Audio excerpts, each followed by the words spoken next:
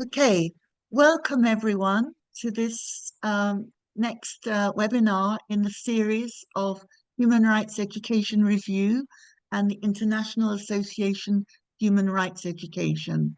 We're delighted to have you all with us today. I know some of you are staying up very late at night to join us, and we hope that you will enjoy this session and that you'll definitely find it worthwhile through staying up late.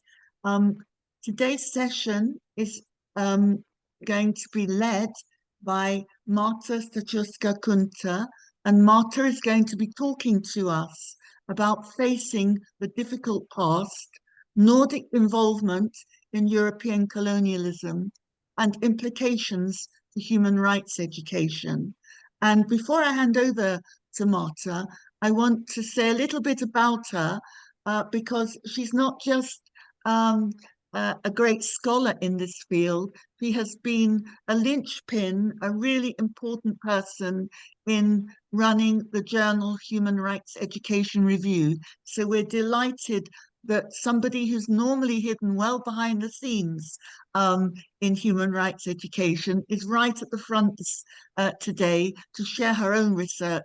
And I know that you're going to enjoy it, because Marta is a historian by training, and she's going to be drawing on her historical research and on her study of history textbooks to illustrate the fallacy of Nordic colonial innocence. And I'm pleased to see we have a few people here from the Nordic region. And Marta's work this afternoon is sharing her chapter from the book Nordic Perspectives on Human Rights Education, which was published this summer, and I was one of the editors of that. And so we're doubly delighted that she's going to be talking about this chapter, which opens the book really.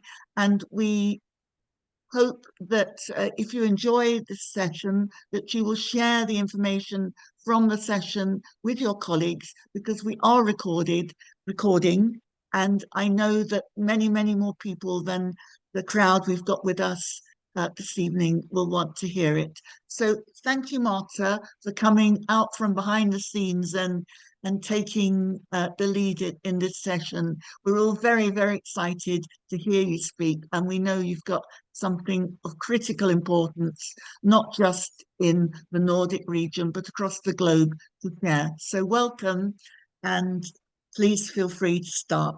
Thank you. Oh, I should say to everybody, Marta will talk for about 30 minutes, and then there will be time for discussion and questions and comments. Over to you, Marta. Thank you very much for this kind introduction. I am extremely grateful for having this opportunity to present my research in this webinar. I'm going now to share my PowerPoint presentation.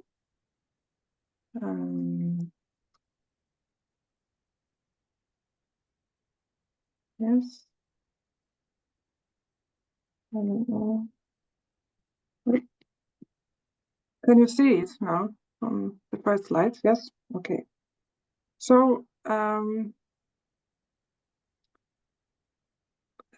this way. As Audrey has already introduced, the title of this presentation is Facing the Difficult Past in Nordic Involvement in European Colonialism and Implications for Human Rights Education. And as Audrey has also mentioned, this presentation is based on my chapter to the volume edited by Professor Audrey Osler and Beate Goldsmith-Hjelhoff, which you can see here on this slide. My contribution is chapter number 2, titled Nordic Countries' Involvement in the European Colonial Project and Implication for Human Rights Education. And in this chapter, I discuss how the Nordic countries' self-perception of being untouched by colonial legacies is an obstacle to address vital challenges with the educational systems, such as experiences of exclusion, discrimination, and racism. And in this presentation, I will try to sum up the main points from this chapter. I will start with giving a short presentation of historical background depicting different forms of Nordic countries' colonial involvement. And then I will move to address the Nordic self-perception as being post-racial societies and its impact on the educational context. Then I will provide some examples from the analyzed textbook in social studies that illustrate my points. And finally, I will present two conceptual and theoretical perspectives that highlight how human rights education is relevant in the context of history education. So how human rights education can contribute to make history education more inclusive.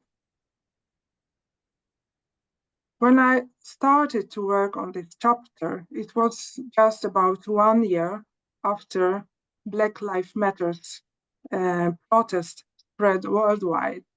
In June 2020, statues of Hans Egede, the Danish-Norwegian missionary and colonizer, were vandalized in Greenland's capital Nuuk and Copenhagen with red paint and the word decolonize. You can see the photo of this statue in Greenland here on this slide.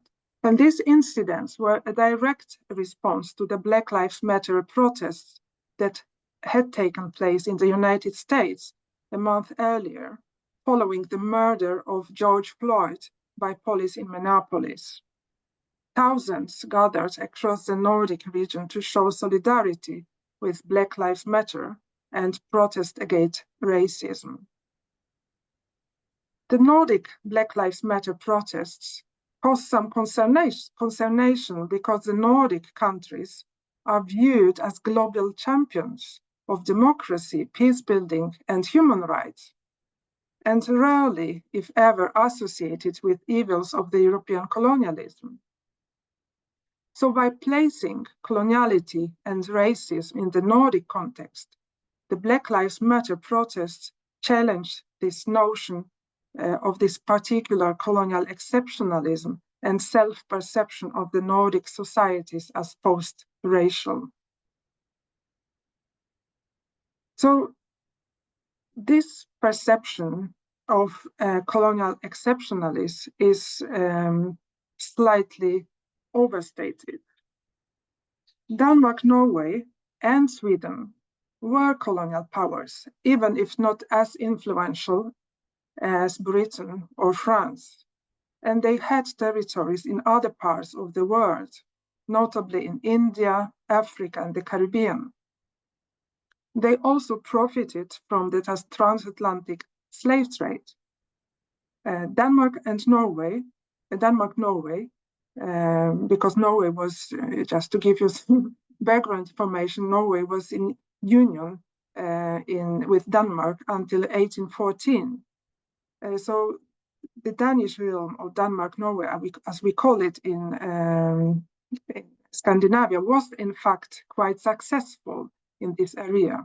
It is estimated that the Danish West India Company, the main operator in the Danish slave trade, transported over 100,000 enslaved Africans from Christiansborg, the Danish castle in Accra on the Gold Coast, today's Ghana, to the Danish islands in the West Indies, St. Thomas, St. Croix, and St. John. Finland, Iceland, and Norway were not independent during most of the colonial era.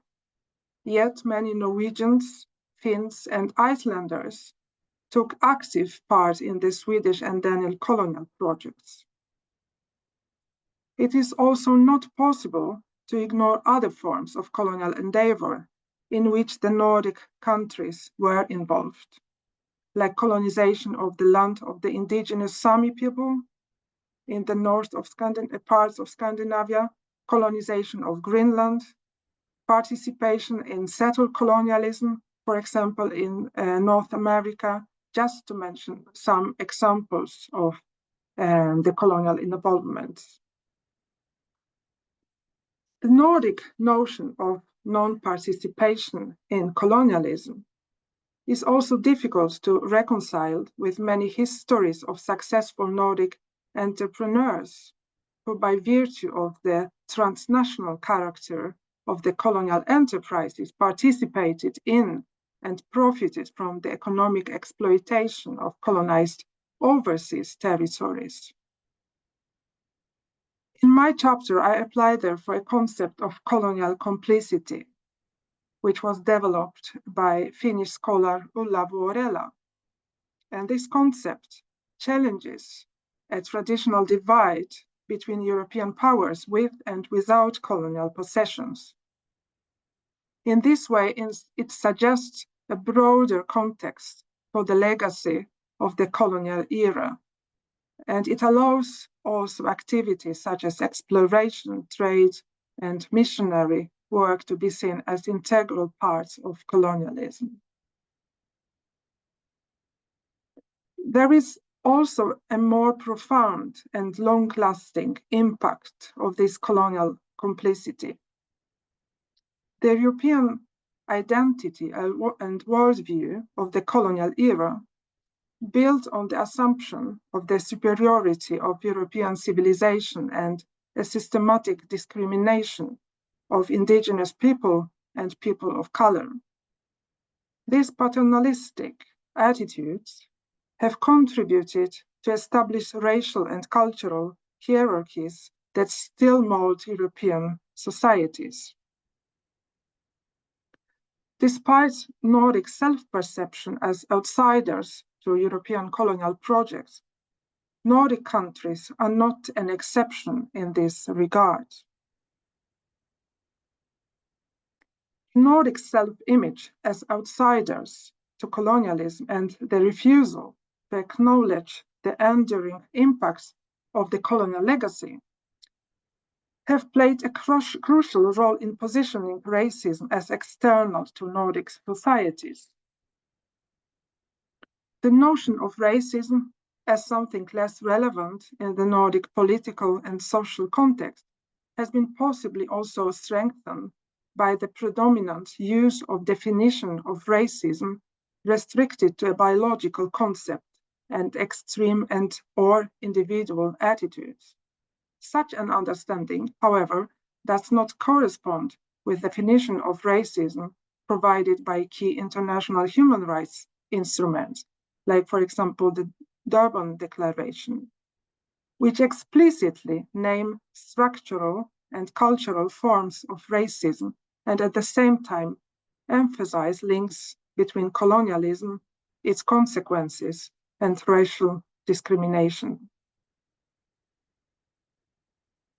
So despite this self-perception as post-racial societies, racial discrimination remains a significant social problem, both culturally and structurally in the Nordic region.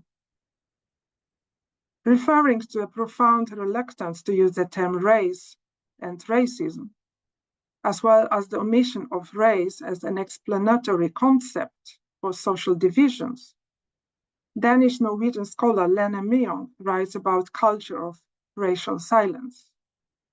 And this concept bears a lot of resemblance to this concept of colonial amnesia or colonial denial. This silencing is grounded in a misleading assumption that using the term race would be proof of racial thinking. It has also implications for the educational context, as the silence about racism and race in teacher education, for example, deprives educators of essential tools to confront structural and cultural racism. Students experience also a gap between textbook teaching on race as a historical concept and their daily encounters with racism. This results in students doubting the school's ability to address the experiences of racialization and othering.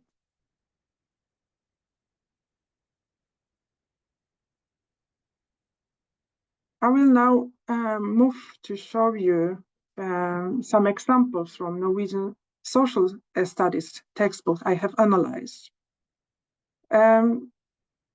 Because in my chapter, besides referring to studies from Sweden and Finland, I present examples from Norwegian lower secondary school textbooks in social studies to illustrate silencing and exclusion in presentations of colonialism and colonial history. Generally, it is possible to conclude that the textbooks usually mention Denmark, Norway's, and Sweden's formal colonial empires, as well as their involvement in the transatlantic slave trade. However, these topics are not given significant focus in the main text. The main narrative is namely about traditional colonial powers like Great Britain, France, Belgium, so on. And the information about Nordic colonial possession or involvement in slave trade is given in the additional text box on the margins beside the main text.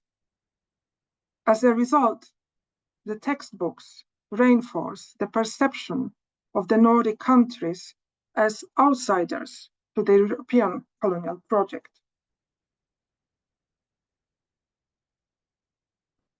The notion of colonialism as an external phenomenon confined to the traditional colonial powers seems to be so unquestionable that one of the textbooks I have analyzed, Samfunnsfag, actually omits Denmark's control of Greenland from a map of colonial powers and possessions in 1945, despite the fact that Greenland at this moment still have a formal status as Danish colony.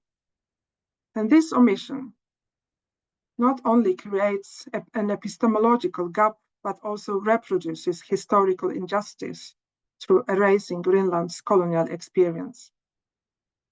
In addition, it represents a missed opportunity to contextualize the idea of the colonial legacy within the Nordic region.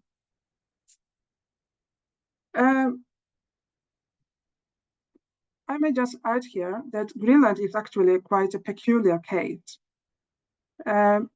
It was Danish formally, it has a status of Danish colony until 1953 when it was incorporated as one of the provinces in the Danish realm. Later, it was granted home rule in 1979, and after another referendum, further autonomy in 2009. But actually, this period following incorporation into the Danish realm was a period of most intensive colonization, although Greenland was not formally a Danish colony at this moment. And just to give you some impression of the oppression that the Inuit indigenous population experienced in this period, I would like to refer to two examples. I would like to provide two examples. It was not until December 2020 that Denmark finally apologized to children taken from Greenland in 1950, which were taken, the children were taken to Denmark to be re-educated as little Danes, who would later return to Greenland, and as it was expected, foster cultural links. So it was a kind of social experiment that devastated life of 22 children and their families. Today, only 6 of them are still alive. Even later, in 2023, the investigation into a birth control campaign by the Danish government in Greenland started. And this campaign took place during the 1960s and 70s. And it was a program created to control Greenland's birth rate that affected thousands of Greenlandic Inuit girls and women, often without their consent and under the direction of Danish government officials. It is Greenland's history after being incorporated into the Danish realm. The tendency to ignore or marginalize the Nordic countries' colonial involvement plays also a part in building a national identity that is based on a sense of exceptionalism. So another book, the textbook, Arena, emphasizes, for example, that Denmark-Norway was the first country in the world to abolish the slave trade, as if to indicate that despite the circumstances, Denmark-Norway was in fact quite progressive at that time. The Norwegian textbook does not specify that although the law abolishing the slave trade came in 1792, it came into effect 10 years later. In the meanwhile, there was an agreement to use all possible means to increase the volume of the slave trade to satisfy future demand for labor in Danish-Norwegian sugar plantation in the Caribbean.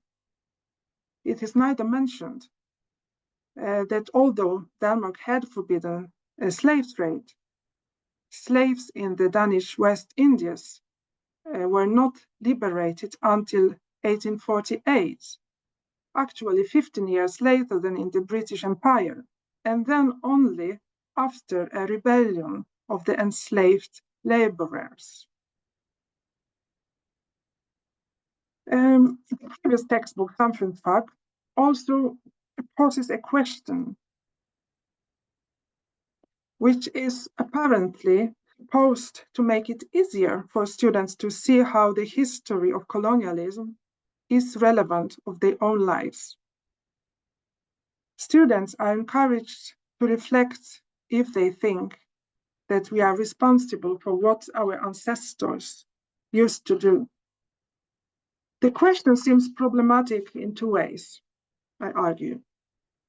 First, although the question itself may be discussed separately, because it is located after the paragraph on Danish-Norwegian involvement in the transatlantic slave trade, we are likely to relate it to this topic.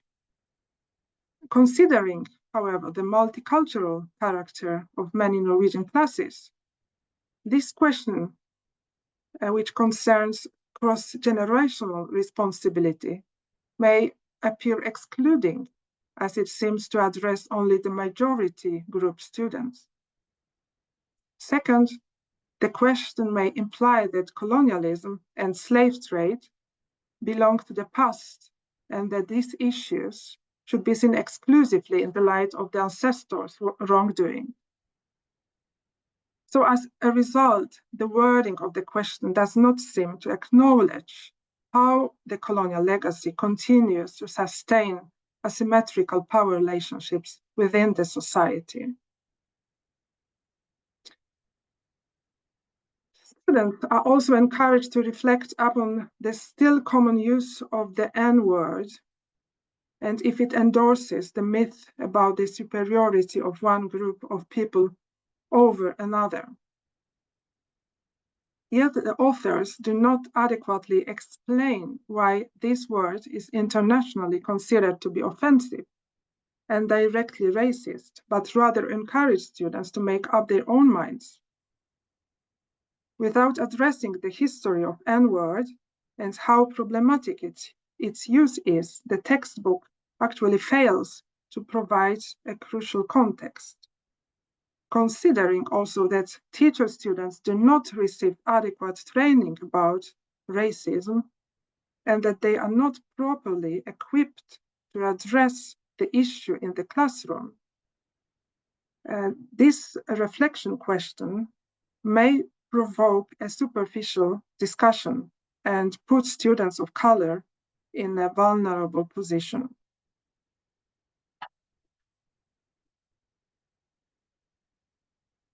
Finally, I want to highlight these two perspectives that link human rights education approach and history education.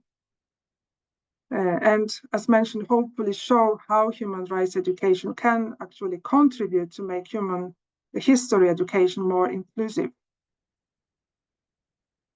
To be able to recognize that certain acts of discrimination are rooted in historical contexts and power dynamics, students need to gain historical insight into the universal struggle for justice and dignity. Such a perspective highlights the connection between human rights education and history education through an awareness of history, which involves understanding historical experiences and applying them to present and future judgments.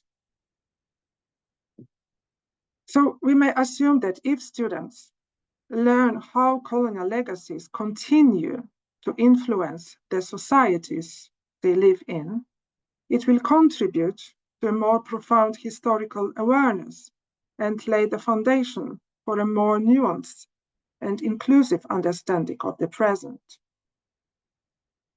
The Nordic Black Lives Matter protest may be seen, therefore, as a form of resistance against a collective understanding of history.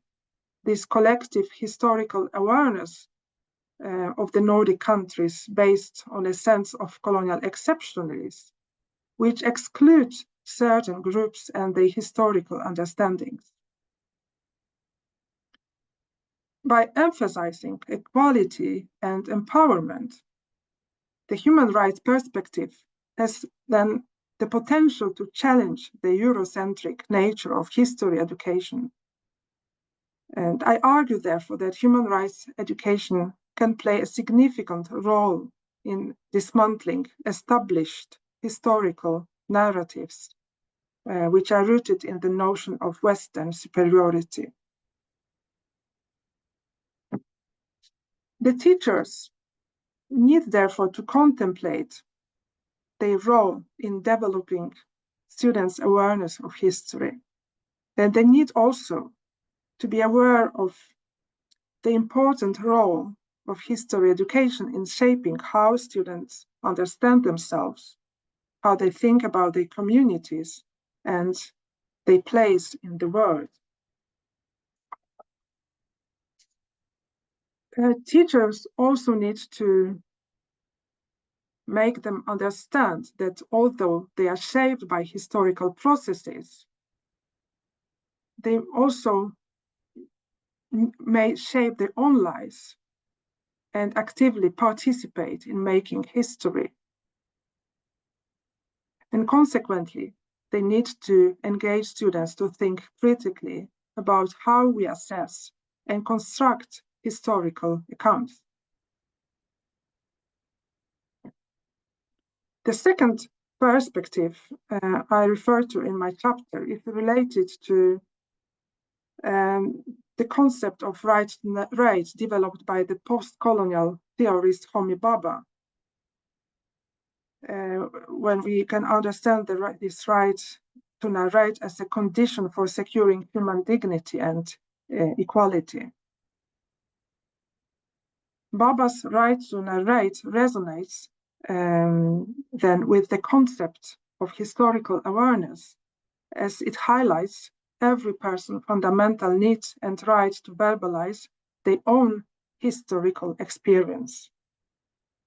In the context of teaching about colonialism, the right to narrate point to two different, although related somehow, aspects that underline a need to change the structure of classrooms into spaces of counter-narratives and decolonial knowledge. One aspect is about promoting an inclusive learning environment through supporting students' diversified identities.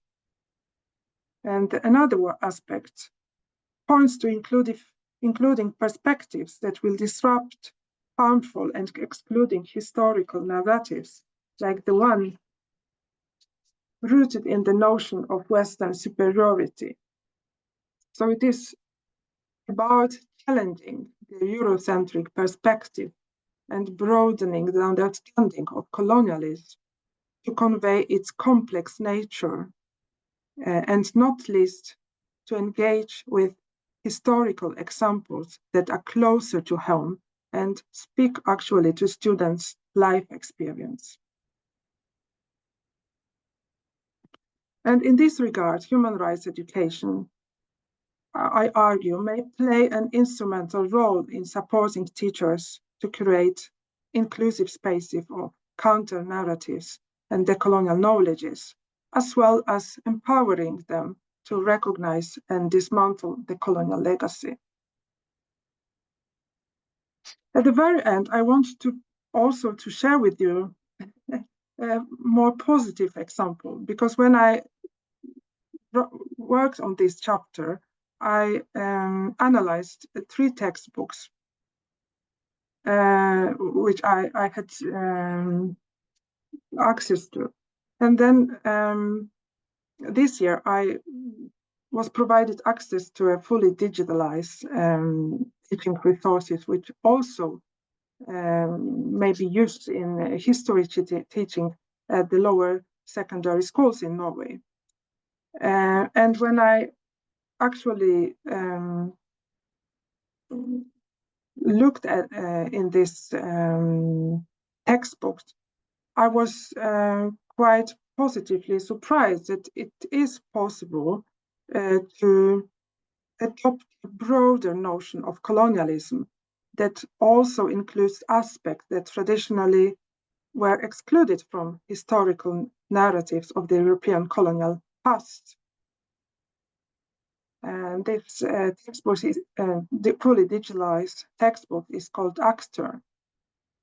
And for example, in the section European Hunt for Land and Raw Materials, this textbook, for example, discusses both the colonization of Sapmi, Sami lands in the northern part of Scandinavian Peninsula by Russia, Norway, and Sweden, as well as the colonization of occupation of Greenland by Norway and Denmark.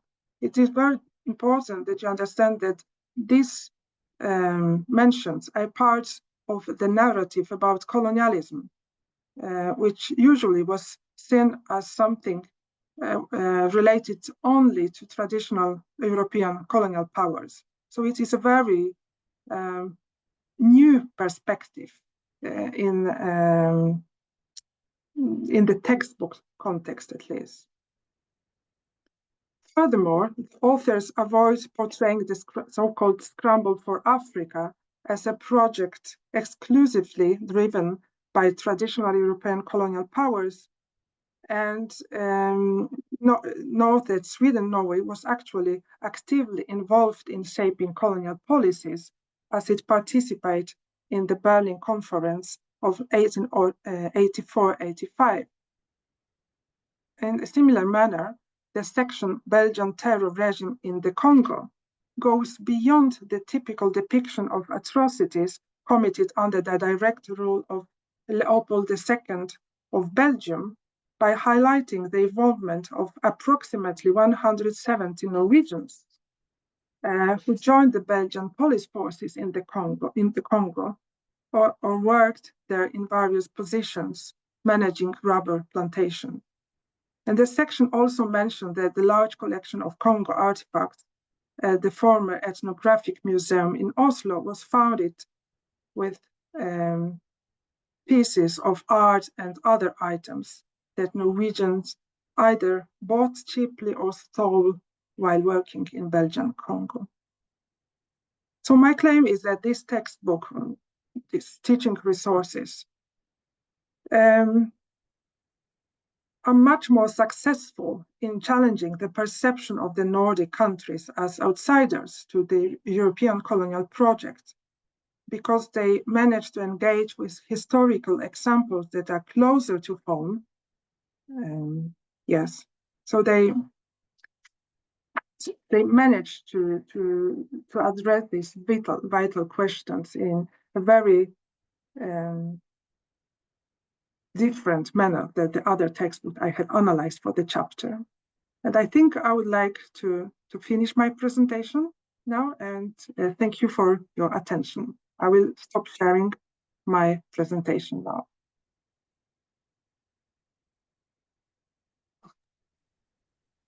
Thank you very, very much indeed for that, Marta. You've raised so many questions there, and so many thoughts are running through my mind. And I before we open this up to questions and comments, I'm very aware that amongst us this afternoon we have people from the Nordic region, we have people from other parts of the globe, a long way from the Nordic region, and we also have people from Sami indigenous population of the Nordic area. So we have a very, very wide range of perspectives here. But you've focused on the European colonial project, and I recognize that there might be other comments that people might want to make about the colonial projects of the Nordic nations, much closer to home in relation to indigenous population, and particularly Sami. But what struck me so powerfully in this was this question of Western superiority combined with this Nordic innocence, or a notion, perhaps not even of innocence, but what some Nordic scholars and some colleagues have referred to as Nordic goodness, that this genuine belief that not just that we're innocent, but that we are good, makes this difficult to absorb. And I wonder, before we take questions, and I would really like questions from the group, whether you could say something about the challenges in discussing these kinds of questions in a context where people have been brought up to think of themselves as inherently good people. You could just reflect on your research and the challenges of discussing this kind of research. Thank you for your question. I think it's a difficult question, and there is this self-perception in the Nordic region, although I have based my research mostly on Norwegian examples, but I understand that it is also related to the whole region, about this commitment to human rights, democracy, peace building, not least, and exporting these values to other parts of the world. And I think it's very strong, rooted in the understanding of self-understanding, self-perception, but also understanding how the rest of the world is.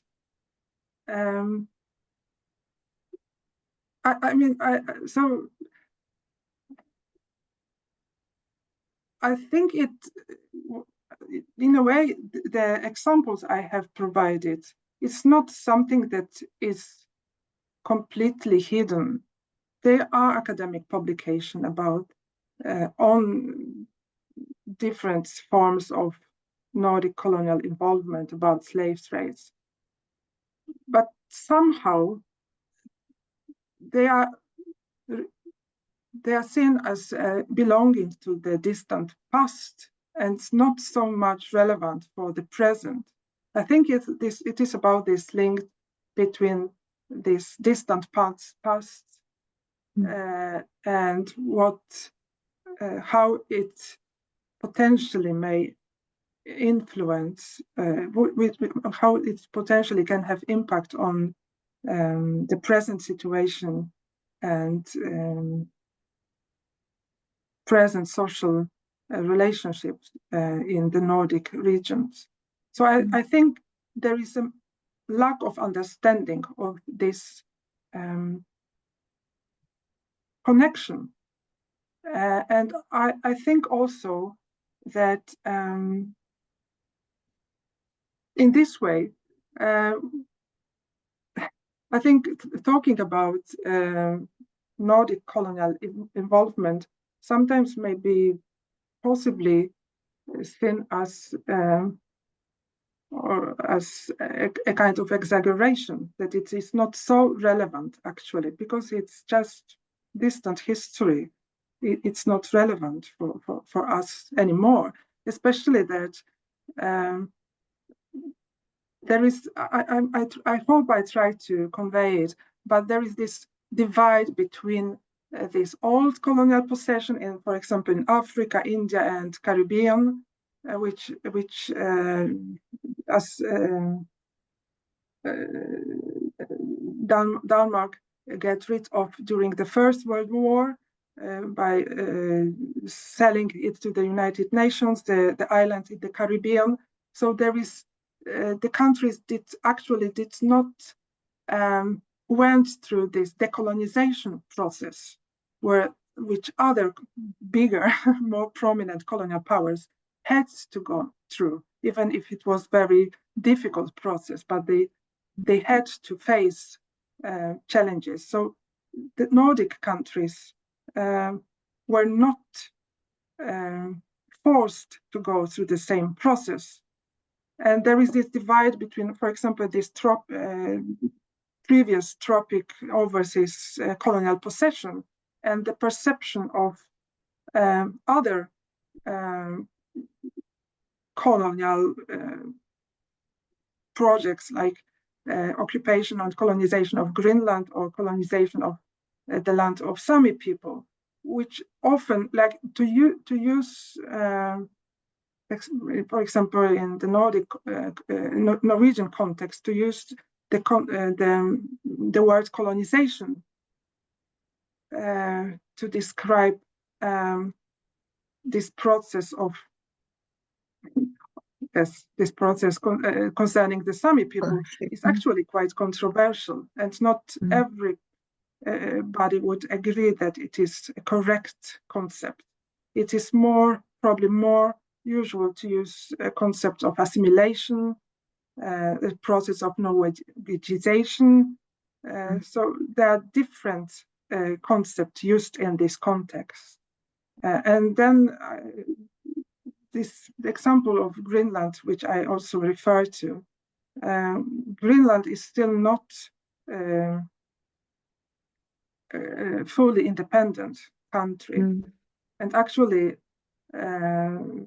Denmark have this self-perception of being a benevolent colonial power for Greenland, which is also very controversial if you take into account what happened and what was done to Inuit children and Inuit girls and women.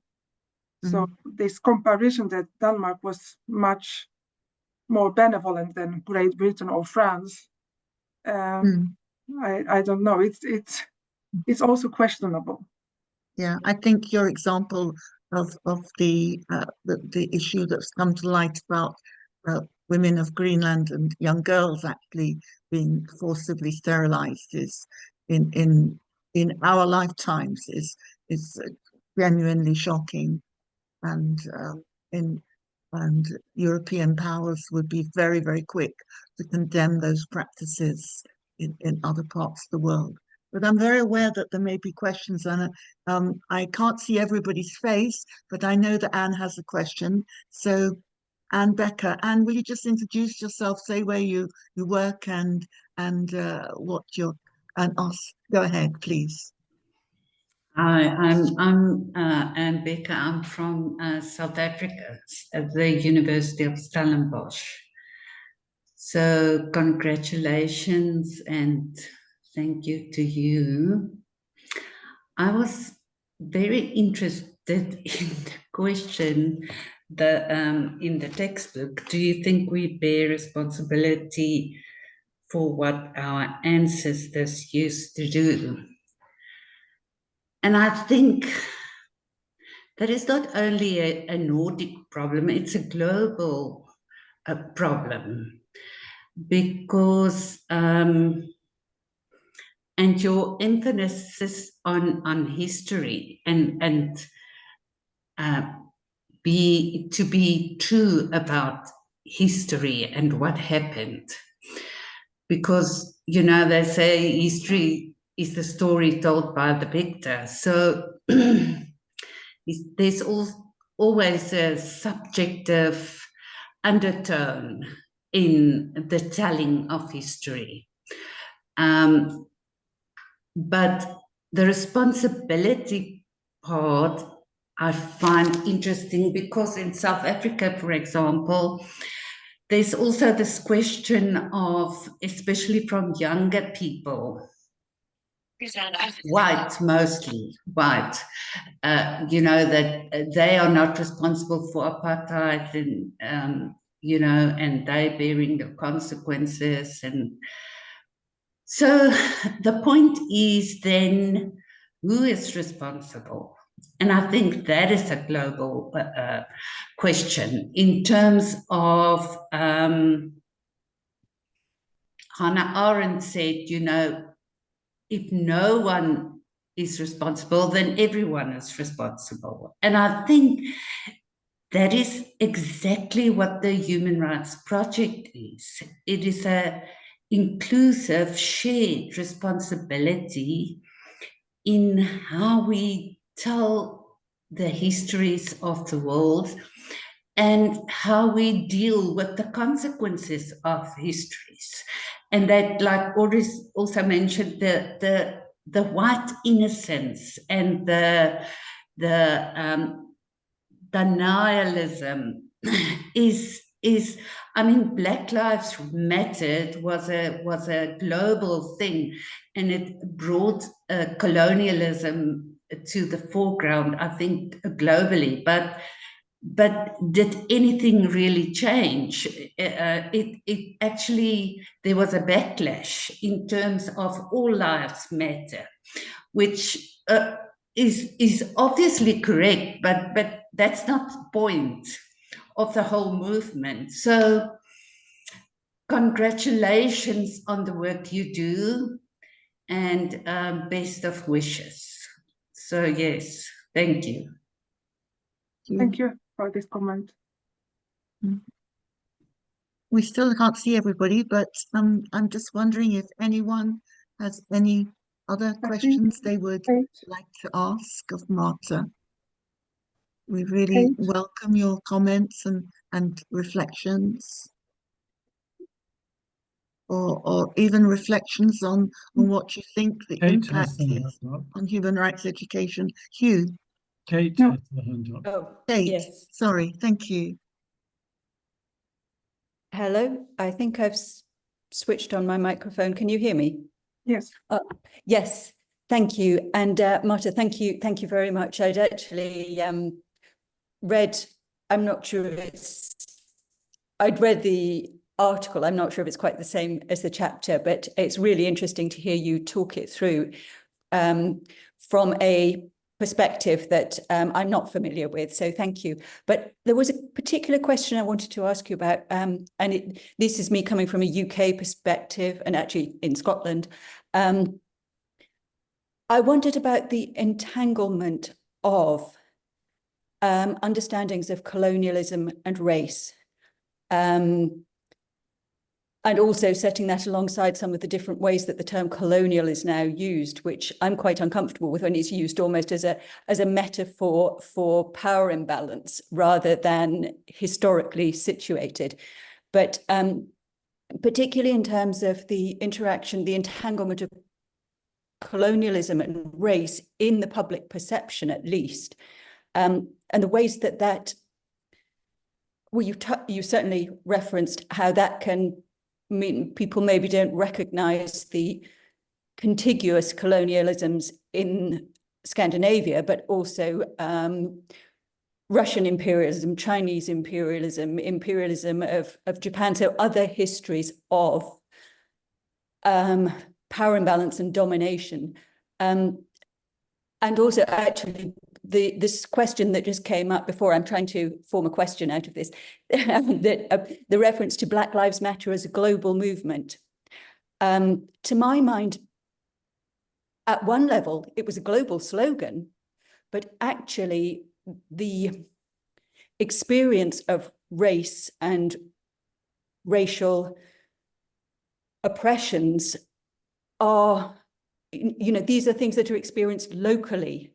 So the interaction there of a global movement spread by somewhat artificially by social media, which then interacted with very varying local circumstances. And I think that possibly is part of the reason for the backlash against it. But I just wondered if you think in the Nordic countries, does that entanglement of notions of colonialism and race make it more difficult to address either issue? Or is that just part of what we have to address? Well, if I understand your question correct, I mean, if it's a part of the question, or if, I mean, certainly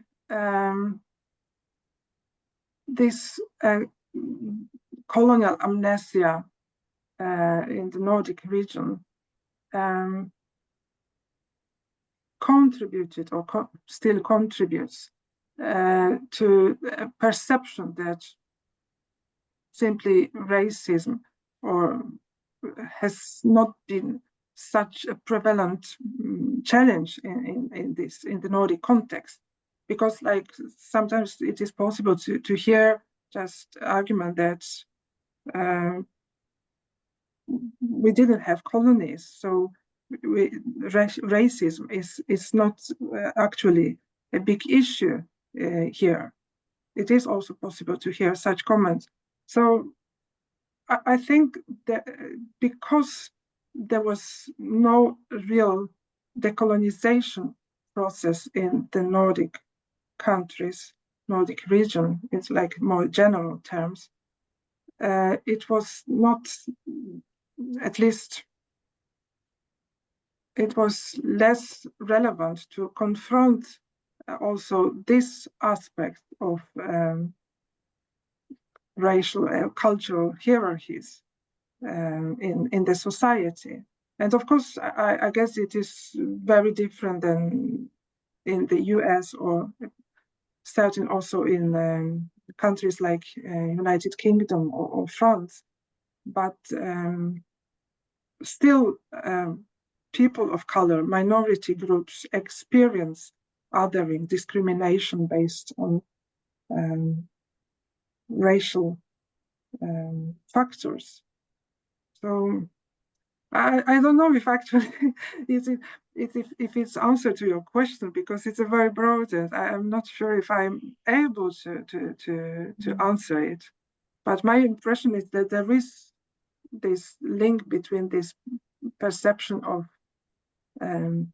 having actually no colonial past and perception of racism as not so much relevant in the Nordic countries. And actually, I mean, I refer also in my chapter to some examples concerning the use of N-word. That this word has been for a long time seen as neutral, because the explanation was exactly that we had no colonial past. So this word in the Nordic context in our society is not racist. It's a denial. I think, Marta, we're running very, very close to time. But just where is Kate? I can't see Kate now. But to respond to Kate's question about racism and this denial of the colonial past. I think that one thing that's very, very striking for people of color studying and working in Norway is that racism is very, very close to the surface compared with other European countries. So the language, just the N word, being able to hear it is deeply shocking. In, for example, an academic context and saying they see no problem with it. So I think there is a very, very obvious connection between the racism, the type of racism, the expressions of racism that we experience in the Nordic region as people of color, and the denial of the past. But if there's any last comment from anyone else who'd like to follow this through or conclude, we started a tiny bit late today, and we don't normally run over at the end. But if there's any last comment or reflection on this, or on these insights which Marta has so powerfully raised today.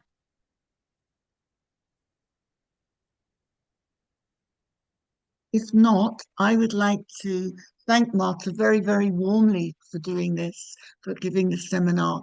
We haven't really discussed the implications in depth for human rights education, but my experience of working as a human rights educator in Europe is that typically human rights education avoids also talking about race. It is not at the front. You had a question or comment. Sorry.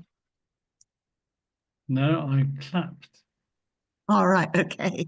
Then I think I can't tell the difference between these signs. Then I think, thank everybody for coming along today. Our next seminar is advertised on the human rights education announcements, but it's actually going to be in Spanish, so it may not be accessible to everyone here, although anyone here is most welcome. And we would expect this seminar webinar series to continue in the spring, or at least the European spring. I guess it would be the autumn by that stage in South Africa and elsewhere. Thank you all very much for coming.